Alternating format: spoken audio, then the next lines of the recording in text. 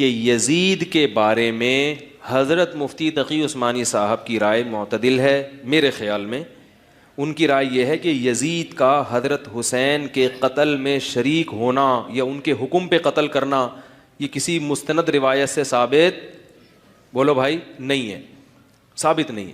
اسی طرح یزید کا شرابی کبابی یہ سب چیزیں بھی کسی مستند اوتھینٹک روایت سے ثابت نہیں ہے. روایتیں بھی ہیں, اس طرف بھی ہیں اس طرف بھی ہیں, کوئی مستند مضبوط چیز نہیں ہے. شرعی شہادت چاہیے نا فاسق قرار دینے کے لیے, تو وہ نہیں ہے. اس بیس پہ حضرت مفتی تقی صاحب کی رائے یہ ہے کہ یزید کے بارے میں کیا کیا جائے, خاموش, نہ رحمت اللہ علیہ بولو نہ لعنت اللہ. کیوں؟ 200 سال پہلے ملک عراق کی سرزمین پہ ایک قتل ہوا تھا.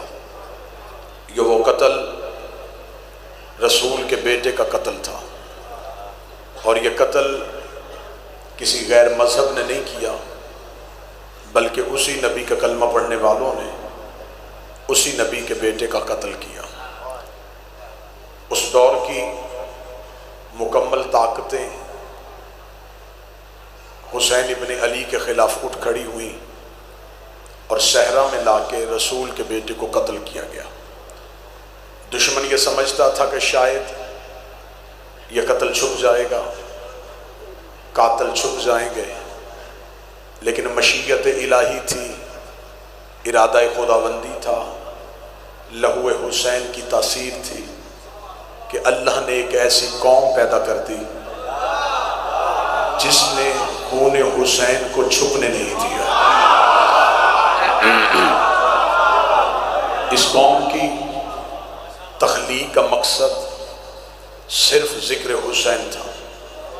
پھر اس قوم نے اپنی مدرسوں کی صورت میں, جلوسوں کی صورت میں, ماتم کی صورت میں, زنجیر کی صورت میں, مظلوم کے حق میں اور ظالم کے خلاف جلوس نکال کے حسین ابن علی کے قاتلوں کو کسی بھی صورت میں چھپنے نہیں دیا. حکومتوں نے خزانوں کے منہ کھول دیے, وزارتیں دی گئیں, عہدے دیے گئے کہ کسی طریقے سے یہ قتل چھپ جائے, قاتلوں کے چہروں سے نقاب نہ اٹھے. ہر دور میں یہ کوشش ہوتی رہی, ہر دور میں یہ کاوش ہوتی رہی.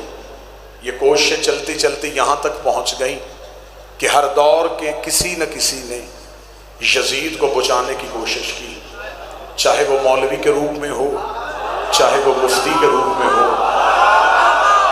ہر دور میں یزید کو قتل حسین سے بری کروانے کی کوشش کی گئی, لیکن یہ میرے مذہب کا وتیرہ ہے, یہ میری قوم کا شیوا ہے, یہ ہمارے ممبر کی تہذیب ہے. دشمن حملہ کہیں سے کرے ہم جواب ممبر سے دیتے ہیں.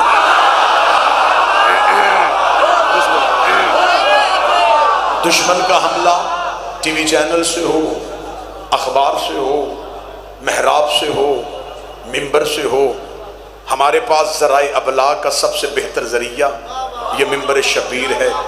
ہمارا ٹی وی چینل بھی یہ ہے, ہماری اخبار بھی یہ ہے, ہمارا لوگوں تک بات پہنچانے کا وسیلہ بھی یہ ہے. لہٰذا میری کوشش ہمیشہ یہ رہی ہے مذہب شیعہ کی بہتر لفظوں میں وکالت ممبر شبیر سے کی جائے. عہد حاضر میں قوم کے بچوں کو پریشان نہ ہونے دیا جائے. دشمن کہیں سے حملہ کرے ہم جواب ممبر سے دیں. پچھلے دنوں میں پھر ایک کوشش ہوئی, ایک نام نہاد مفتی نے یزید کا دفاع کرنے کی کوشش کی, تو میں نے ملک کے ہر ممبر پہ کہا نہیں, جذباتی آپ نے نہیں ہونا, تقریر میں کر رہا ہوں, بہتر انداز سے میں آپ کی ترجمانی کروں گا. میں نے ملک کے ہر ممبر پہ کہا کہ اگر آپ یزید کو بچانے کی کوشش کر رہے ہیں تو کبھی ذاکر نائک کی زبان سے جملے, کبھی کسی مولوی کی زبان سے فتویٰ, کبھی کسی جھوٹی حدیث کا سہارا, اگر یہ ساری طویلیں کر کے آپ یزید ہی کو بچانا چاہتے ہیں اور یزید ہی کا دفاع کرنا چاہتے ہیں تو پھر ایسے کرتے ہیں. یہ بات چھپ چھپا کے نہیں کرتے, یہ بات کھل کھلا کے کرتے ہیں. ملک کا کوئی چوراہا, کوئی چوک, کوئی گراؤنڈ, کوئی بارگاہ, کوئی مسجد منتخب کر لیتے ہیں, ایک اشتہار چھپواتے ہیں حسین کے نام کا, ایک اشتہار چھپواتے ہیں یزید کے نام کا, ایک مجمع بلاتے ہیں حسین کے نام کا, ایک مجمع بلاتے ہیں یزید کے نام کا، یزید کا دفاع کرنے والے بھی اکٹھے ہو جائیں، حسین کا ذکر کرنے والے بھی اکٹھے ہو جاتے ہیں، نہ لڑائی ہوگی، نہ جھگڑا ہوگا، نہ بندوق نکلے گی، نہ گالی ہوگی، نہ کسی کو گولی ماری جائے گی، صرف کام ایک ہی کرنا ہے، میں ممبر سے حسین کی ماں کا کردار پڑھتا ہوں، تو یزید کی ماں کا کردار۔ جو بول سکے وہ تائید فرمائے۔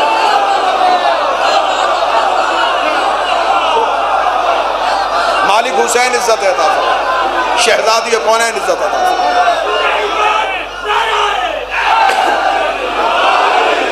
ہم پڑھتے ہیں حسین کا شجرہ، تم ہمیں سناؤ یزید کا شجرہ، ہم بتاتے ہیں حسین کا کردار، تم ہمیں سناؤ یزید کا کردار۔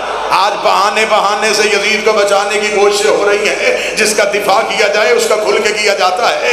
ہم حسین کا شجرہ بھی پڑھ دیتے ہیں، تو یزید کا کردار پڑھ دے۔ اگر تیری لفظوں میں، تیرے پاس تیری آنکھوں میں وہ طاقت نہیں، تیرے پاس کتابوں میں سیاہی ختم ہو گئی ہے، تو یہ کام بھی ہم ہی کر دیتے ہیں۔ حسین 3 شعبان کو مدینے میں بطول کے گھر قرآن بن کے نازل ہوا تھا۔ یزید شام اور حمص کے درمیانی علاقہ تنمر میں حاکم شام کے گھر عذاب بن کے نازل ہوا تھا۔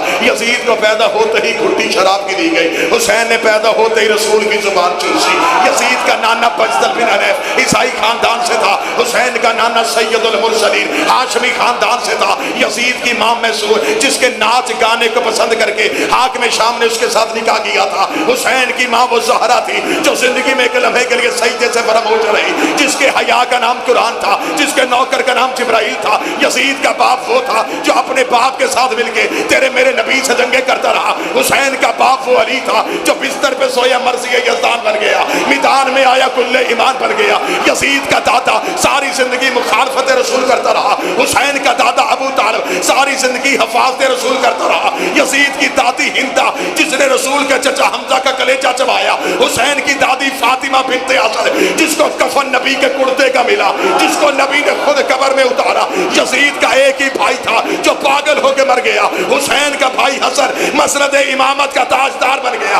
یزید کا شجرہ خبیثہ تھا، حسین کا شجرہ طیبہ تھا۔ یزید فاسق تھا، میرا حسین نمازی تھا۔ یزید فاجر تھا، حسین روزے دار تھا۔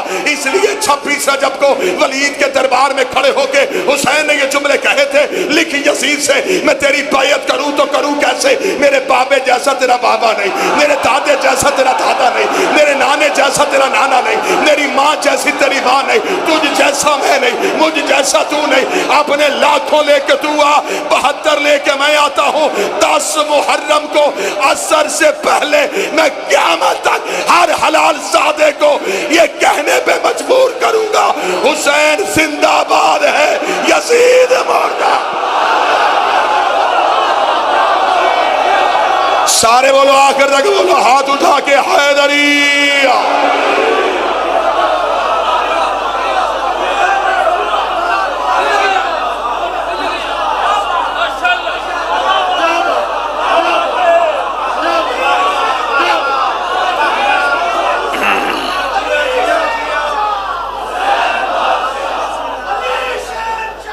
بسم اللہ بسم اللہ بسم اللہ۔ حسین دنیا کو ثابت کر گئے، واجب الاحترام قابل سعد احترام عزت مآب جناب علی عباس الوی صاحب، الوی پھر اس کے بعد پھر علی۔ ہمیں بتاؤ کہ قتل حسین میں کون کون شریک تھا؟